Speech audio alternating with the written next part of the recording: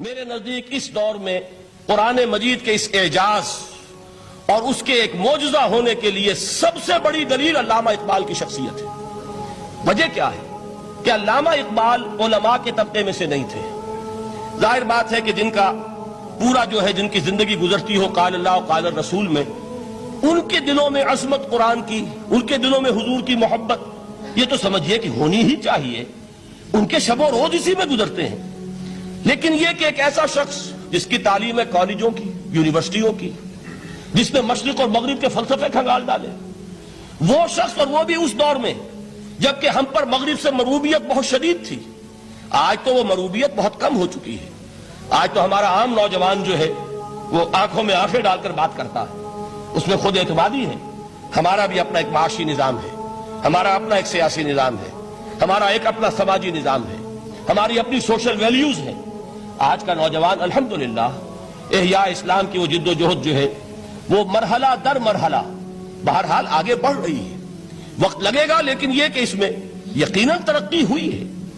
اسی کا مظہر یہ ہے کہ خود اعتمادی ہے۔ We have confidence۔ ہم جانتے ہیں کہ اسلام ایک دین ہے، مکمل دین ہے، اس کے پاس زندگی کے تمام مسائل کا حل ہے۔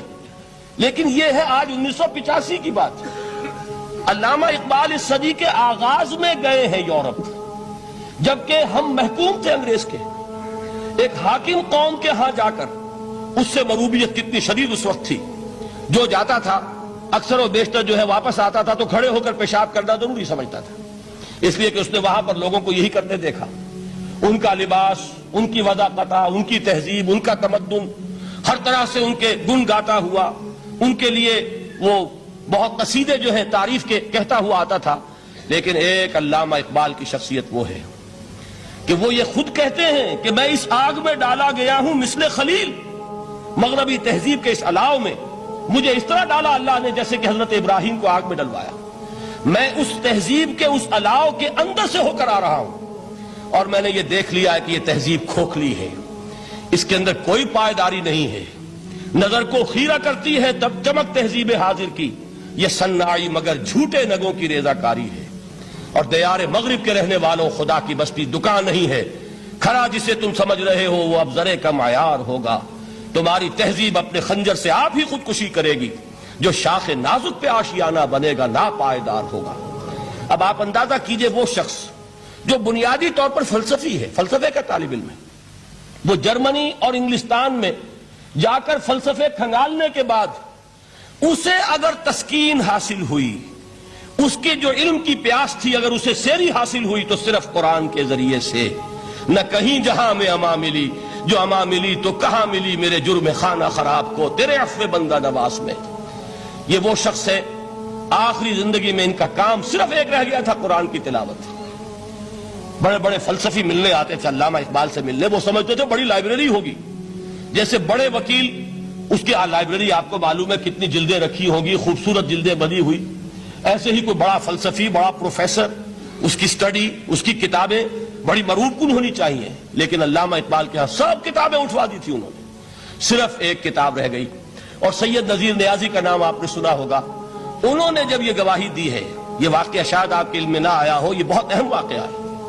وہ یہ لکھتے ہیں کہ میں نے ایک مرتبہ علامہ سے پوچھا کہ کچھ لوگ اعتراض کرتے ہیں یا یہ خیال ظاہر کرتے ہیں کہ آپ نے اپنا فلسفہ خودی نیٹشے سے لیا ہے، کوئی کہتا فلاں سے لیا ہے، کوئی کہتا فلاں سے لیا ہے، کچھ آپ خود بتا سکیں گے کہ آپ کے فلسفہ خودی کی سورس کیا ہے؟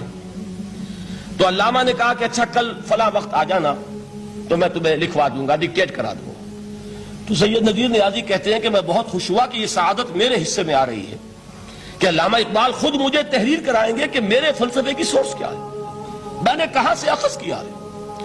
دوسرے روز وہ گئے، حاضر ہوئے، بڑے ہی ارمانوں کے ساتھ پینسل اور کاپی لے کر بیٹھے۔ علامہ نے فرمایا ذرا قرآن مجید نکال لاؤ۔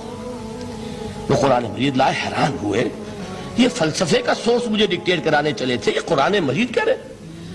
کہا کہ ذرا سورۃ الحشر اس کا آخری رکوع، وَلَا تَكُونُوا كَالَّذِينَ نَسُوا اللَّهَ فَأَنسَاهُمْ أَنفُسَهُمْ أُولَٰئِكَ هُمُ الْفَاسِقُونَ۔ اے لوگوں، ان لوگوں کے مانند نہ ہو جانا جنہوں نے اللہ کو بھلا دیا، تو اللہ نے انہیں اپنی خودی سے غافل کر دیا، اپنے آپ سے بیگانہ بنا دیا، یہی ہیں لوگ جو فاسق ہیں۔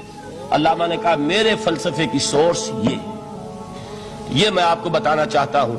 اس معنی میں کہتا ہوں کہ اس دور میں علامہ اقبال کی شخصیت کو میں اعجاز قرآن کا سب سے بڑا مظہر سمجھتا ہوں.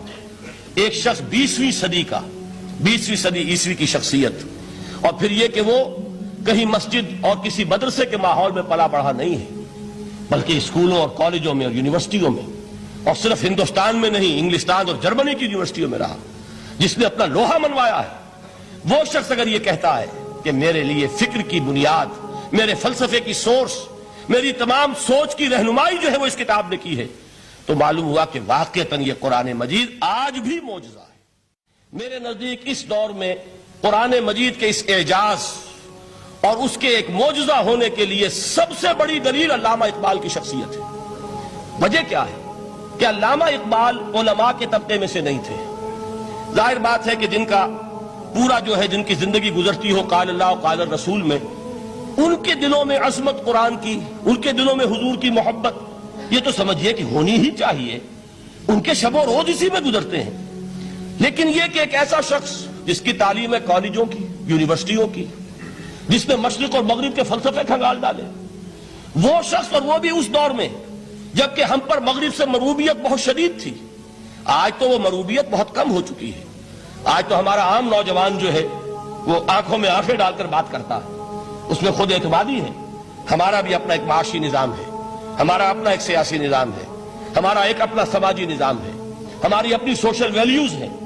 آج کا نوجوان الحمدللہ احیاء اسلام کی وہ جد و جہد جو ہے وہ مرحلہ در مرحلہ بہرحال آگے بڑھ رہی ہے. وقت لگے گا، لیکن یہ کہ اس میں یقیناً ترقی ہوئی ہے. اسی کا مظہر یہ ہے کہ خود اعتمادی ہے. We have confidence. ہم جانتے ہیں کہ اسلام ایک دین ہے، مکمل دین ہے، اس کے پاس زندگی کے تمام مسائل کا حل ہے. لیکن یہ ہے آج 1985 کی بات. علامہ اقبال اس صدی کے آغاز میں گئے ہیں یورپ، جبکہ ہم محکوم تھے انگریز کے. ایک حاکم قوم کے ہاں جا کر، اس سے مروبیت کتنی شدید اس وقت تھی، جو جاتا تھا اکثر و بیشتر جو ہے واپس آتا تھا تو کھڑے ہو کر پیشاب کرنا ضروری سمجھتا تھا، اس لیے کہ اس نے وہاں پر لوگوں کو یہی کرتے دیکھا. ان کا لباس، ان کی وضاقتہ، ان کی تہذیب، ان کا تمدن، ہر طرح سے ان کے گن گاتا ہوا، ان کے لیے وہ بہت قصیدے جو ہے تعریف کے کہتا ہوا آتا تھا. لیکن ایک علامہ اقبال کی شخصیت وہ ہے کہ وہ یہ خود کہتے ہیں کہ میں اس آگ میں ڈالا گیا ہوں مثل خلیل. مغربی تہذیب کے اس الاؤ میں مجھے اس طرح ڈالا اللہ نے جیسے کہ حضرت ابراہیم کو آگ میں ڈلوایا. میں اس تہذیب کے اس الاؤ کے اندر سے ہو کر آ رہا ہوں، اور میں نے یہ دیکھ لیا ہے کہ یہ تہذیب کھوکھلی ہے، اس کے اندر کوئی پائیداری نہیں ہے. نظر کو خیرہ کرتی ہے تب چمک تہذیب حاضر کی، یہ صناعی مگر جھوٹے نگوں کی ریزہ کاری ہے. اور دیار مغرب کے رہنے والوں، خدا کی بستی دکان نہیں ہے. کھرا جسے تم سمجھ رہے ہو وہ اب ذرے کا معیار ہوگا. تمہاری تہذیب اپنے خنجر سے آپ ہی خودکشی کرے گی. جو شاخ نازک پہ آشیانہ بنے گا ناپائیدار ہوگا. اب آپ اندازہ کیجئے وہ شخص جو بنیادی طور پر فلسفی ہے، فلسفے کا طالب علم ہے، وہ جرمنی اور انگلستان میں جا کر فلسفے کھنگالنے کے بعد اسے اگر تسکین حاصل ہوئی، اس کے جو علم کی پیاس تھی اگر اسے سیری حاصل ہوئی تو صرف قرآن کے ذریعے سے. نہ کہیں جہاں میں اما ملی، جو اما ملی تو کہاں ملی میرے جرم خانہ خراب کو تیرے عفو بندہ نواز میں. یہ وہ شخص ہے آخری زندگی میں ان کا کام صرف ایک رہ گیا تھا، قرآن کی تلاوت. بڑے بڑے فلسفی ملنے آتے تھے علامہ اقبال سے ملنے، وہ سمجھتے تھے بڑی لائبریری ہوگی، جیسے بڑے وکیل اس کی لائبریری آپ کو معلوم ہے کتنی جلدیں رکھی ہوں گی، خوبصورت جلدیں بنی ہوئی، ایسے ہی کوئی بڑا فلسفی، بڑا پروفیسر، اس کی سٹڈی، اس کی کتابیں بڑی مروب کن ہونی چاہیے. لیکن علامہ اقبال کے ہاں سب کتابیں اٹھوا دی تھی انہوں نے، صرف ایک کتاب رہ گئی. اور سید نذیر نیازی کا نام آپ نے سنا ہوگا. انہوں نے جب یہ گواہی دی ہے، یہ واقعہ شاید آپ کے علم میں نہ آیا ہو، یہ بہت اہم واقعہ ہے. وہ یہ لکھتے ہیں کہ میں نے ایک مرتبہ علامہ سے پوچھا کہ کچھ لوگ اعتراض کرتے ہیں یا یہ خیال ظاہر کرتے ہیں کہ آپ نے اپنا فلسفہ خودی نیٹشے سے لیا ہے، کوئی کہتا فلاں سے لیا ہے، کوئی کہتا فلاں سے لیا ہے، کچھ آپ خود بتا سکیں گے کہ آپ کے فلسفہ خودی کی سورس کیا ہے؟ تو علامہ نے کہا کہ اچھا کل فلاں وقت آ جانا تو میں تمہیں لکھوا دوں گا، ڈکٹیٹ کرا دوں گا. تو سید نذیر نیازی کہتے ہیں کہ میں بہت خوش ہوا کہ یہ سعادت میرے حصے میں آ رہی ہے کہ علامہ اقبال خود مجھے تحریر کرائیں گے کہ میرے فلسفے کی سورس کیا ہے، میں نے کہاں سے اخذ کیا ہے۔ دوسرے روز وہ گئے، حاضر ہوئے، بڑے ہی ارمانوں کے ساتھ پینسل اور کاپی لے کر بیٹھے۔ علامہ نے فرمایا ذرا قرآن مجید نکال لاؤ۔ وہ قرآن مجید لائے، حیران ہوئے، یہ فلسفے کا سورس مجھے ڈکٹیٹ کرانے چلے تھے، یہ قرآن مجید کہہ رہے۔ کہا کہ ذرا سورۃ الحشر اس کا آخری رکوع، وَلَا تَكُونُوا كَالَّذِينَ نَسُوا اللَّهَ فَأَنسَاهُمْ أَنفُسَهُمْ أُولَٰئِكَ هُمُ الْفَاسِقُونَ۔ اے لوگوں، ان لوگوں کے مانند نہ ہو جانا جنہوں نے اللہ کو بھلا دیا، تو اللہ نے انہیں اپنی خودی سے غافل کر دیا، اپنے آپ سے بیگانہ بنا دیا، یہی ہیں لوگ جو فاسق ہیں۔ علامہ نے کہا میرے فلسفے کی سورس یہ میں آپ کو بتانا چاہتا ہوں۔ اس معنی میں کہتا ہوں کہ اس دور میں علامہ اقبال کی شخصیت کو میں اعجاز قرآن کا سب سے بڑا مظہر سمجھتا ہوں۔ ایک شخص 20ویں صدی عیسوی کی شخصیت، اور پھر یہ کہ وہ کہیں مسجد اور کسی مدرسے کے ماحول میں پلا بڑھا نہیں ہے، بلکہ اسکولوں اور کالجوں میں اور یونیورسٹیوں میں، اور صرف ہندوستان میں نہیں، انگلستان اور جرمنی کی یونیورسٹیوں میں رہا، جس نے اپنا لوہا منوایا ہے۔ وہ شخص اگر یہ کہتا ہے کہ میرے لیے فکر کی بنیاد، میرے فلسفے کی سورس، میری تمام سوچ کی رہنمائی جو ہے وہ اس کتاب نے کی ہے، تو معلوم ہوا کہ واقعتاً یہ قرآن مجید آج بھی معجزہ ہے۔